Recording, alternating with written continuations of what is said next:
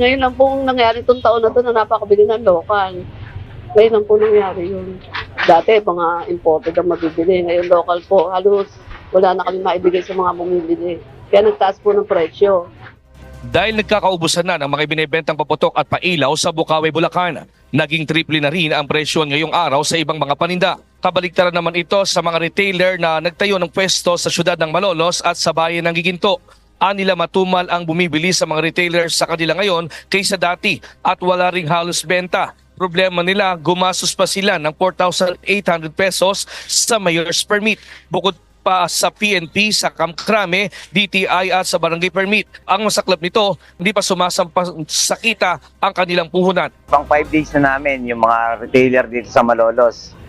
Bali matumal po ngayon, sobrang tumal eh. Pero umulan pa. Ayun po ang problema namin, umulan nung isang araw, pang 5 days na namin. Nakakaraang taon, 28, 29, halos kalahati na ng paninda namin, nauubos na eh. Ngayon, 31 na, halos puno pa yung mga tindahan, mga stall.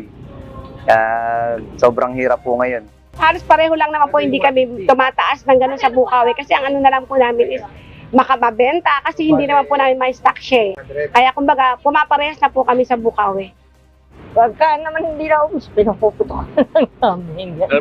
Pinagiginagamit na lang namin pagka hindi na ubus.